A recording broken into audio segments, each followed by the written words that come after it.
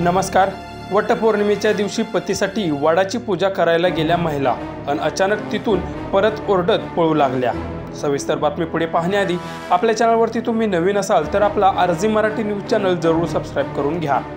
रायगड जिल्ह्यातील पोलादपूर तालुक्यातील नेवे गावामध्ये काल वटपौर्णिमेच्या निमित्ताने गावातील महिला गावाच्या हद्दीतीलच वडाची पूजा करण्यासाठी 10 ते 12 महिला गेल्या होत्या।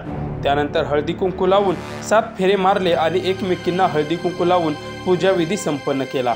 परंतु नारळ फोडायचे राहिले होते म्हणून जवळच्याच शेतात काम करत असलेले अनंत तळेकर यांना एका महिलेने आवाज दिला आणि तेही लगेच तिथे आले आणि नारळ फोडणार तितक्यात हजारो मधमाशांनी तेथील सर्वांच्यावर हल्ला चढवला। तेव्हा सर्व महिला मात्र ओरडत पळू लागल्या, पण तळेकर यांनी सर्व महिलांना बाजूच्या एका मंदिरात जाण्यासाठी सांगितले। तेव्हा सर्व महिला आणि तळेकर हे मंदिरात गेले आणि आतून दरवाजा लावून घेतला, परंतु तोपर्यंत मात्र अनेक महिलांना मधमाशांनी चावा घेतल्यामुळे महिलांना त्याच्या वेदना असह्य होत होत्या। काही महिला तर अक्षरशः मंदिरातच लोळू लागल्या।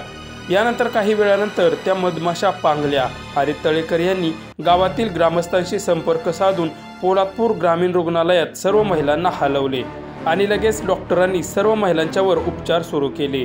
यानंतर सर्वांच्या प्रकृतीत सुधारणा होत असल्याचे डॉक्टरांनी सांगितले।